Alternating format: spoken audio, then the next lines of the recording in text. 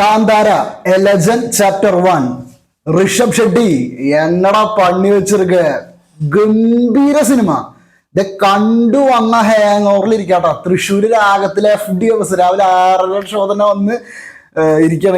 എന്താ പറയാ, അത്രയും സന്തോഷം. കാരണം ഞാൻ ഈ ലെവൽ പ്രതീക്ഷിച്ചിട്ടില്ല.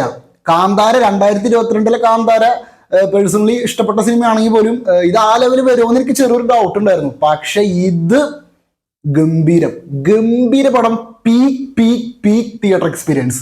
അതിൽ കൂടുതലൊന്നും ഈ സിനിമേനെ വർണ്ണിക്കാൻ വാക്കുകളില്ല. അതിഗംഭീര സിനിമ.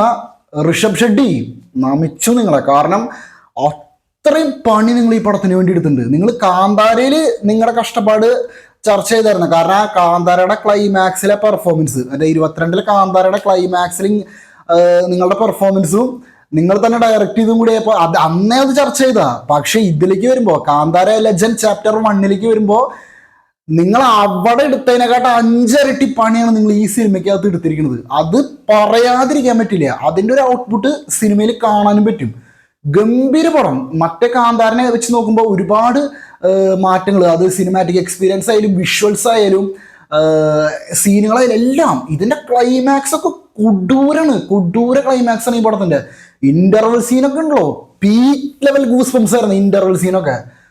രോമാഞ്ചത്തിന്റെ അങ്ങേറ്റം ഇന്റർവൽ സീൻ, ഒന്നും പറയാനില്ല. അടിപൊളി ഫസ്റ്റ് ഹാഫ്, അതിനും കിടിലൻ സെക്കൻഡ് ഹാഫ്. ഇത് 750 സീറ്റുള്ള രാഗത്തിൽ ഹൗസ്ഫുൾ ഷോയിൽ കണ്ടപ്പോൾ കിട്ടിയ എക്സ്പീരിയൻസ്. എനിക്ക് ഒരു കാര്യം പറയാതിരിക്കാൻ പറ്റില്ല. ഞാൻ FDFS കണ്ട് 1 ട്രീറ്റ് കിട്ടിയ സിനിമകളുടെ കൂട്ടത്തിലേക്ക് ഇനി ഒരു പടം കൂടി. അതാണ് Kantara a legend chapter 1. FDFS കണ്ട് 1 ട്രീറ്റ് കിട്ടിയ സിനിമകളുടെ കൂട്ടത്തിലേക്ക് ഇനി ഒരു പടം കൂടി. അതാണ് ഇത്. അതിനപ്പുറത്തേക്കൊന്ന് ഒരുപാട് അങ്ങോട്ട് പറഞ്ഞിരിക്കാൻ ഈ സിനിമയില്ല. നിങ്ങളിത് തിയേറ്ററിൽ പോയിട്ട് കാണണം. തിയേറ്ററിൽ മസ്റ്റ് വാച്ചാണ് ഈ സിനിമ തിയേറ്ററിൽ. അടിപൊളി. ഋഷഭ് ഷെട്ടി ഇതൊക്കെ ഒരു അന്യായ പെർഫോമൻസ് ആയിരുന്നു. കാന്താരയിൽ നമ്മൾ ക്ലൈമാക്സിൽ മാത്രമാണ് ആ ഒരു പവർഫുൾ ആയിട്ടുള്ളൊരു സാധനം കാണണമെങ്കിൽ ഈ സിനിമയ്ക്കകത്ത് ഇടയ്ക്കിടയ്ക്ക് അതുപോലത്തെ ചില സീനുകളൊക്കെ ഉണ്ട്. ഓളിയിട്ട് സത്യം പറഞ്ഞാൽ സൗണ്ട് പോയൊരു ഫീലിലാണ് ഞാനിപ്പോൾ നിൽക്കുന്നത്. അത്രയും പൊളി. എനിക്ക് പേഴ്സണലി മറ്റേ കാന്താരനെക്കാട്ടൊക്കെ 2 പടി മുന്നിൽ ഈ സിനിമ നിൽക്കും. 22 കാന്താരയേക്കാൾ 2 പടി മുന്നിൽ ഈ പടം നിൽക്കുന്നുള്ളതിൽ ഒരു തർക്കമില്ല. മസ്റ്റ് തിയേറ്റർ എക്സ്പീരിയൻസ് ആണ്. ഗംഭീര പടം. അത്ര ഈ സിനിമയ്ക്ക് എനിക്ക് അതിൽ കൂടുതൽ വർണ്ണിക്കല്ലേ, വാക്കുകൾ തന്നെ സത്യം പറഞ്ഞാൽ കിട്ടുന്നില്ലേ. കാരണം ഇപ്പോഴും ഞാൻ ആ സിനിമ കണ്ടൊരു ഹാങ് ഓവറിലിരിക്കുക.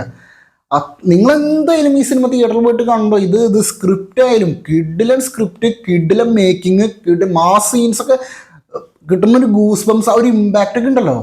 ഇതൊക്കെയാണ് രാവിലെ എനിക്ക് പോയിട്ട് ഈ ഒരു ലെവൽ ഒരു എക്സ്പീരിയൻസ് കിട്ടുമ്പോഴുള്ളൊരു സന്തോഷം ഉണ്ടല്ലോ, അതൊന്നും വേറെ തന്നെയാണ്. എനിക്ക് കൂടുതലൊന്നും പറയില്ല.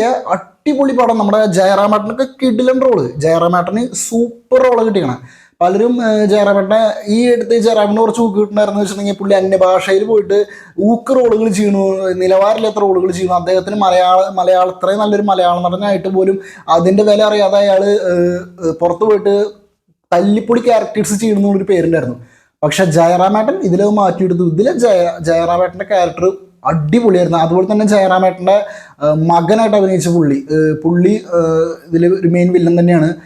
പുള്ളി ക്ലൈമാക്സ് ആകുമ്പോഴേക്കൊന്നും പുള്ളി ഉണ്ടാവില്ല, നിങ്ങൾക്ക് സിനിമ കാണുമ്പോൾ മനസ്സിലാവും. പക്ഷെ പുള്ളിയുടെ ക്യാരക്ടർ അടിപൊളിയായിരുന്ന, നല്ല നെഗറ്റീവ് ഷെയ്ഡ് പുള്ളിക്ക് ഉണ്ടായിരുന്നു. പുള്ളിയുടെ ക്യാരക്ടർ അടിപൊളിയായിട്ട് എല്ലാം കൊണ്ടും ഋഷഭ് ഷെട്ടിയിലെല്ലാം അടിപൊളി തിയേറ്റർ എക്സ്പീരിയൻസ് ആണ്. ഒന്ന് നോക്കണ്ട മക്കളെ, തിയേറ്ററിലേക്ക് വിട്ടോ, മസ്റ്റ് വാച്ചാണ്. ഗംഭീര തിയേറ്റർ എക്സ്പീരിയൻസ് ആണ്.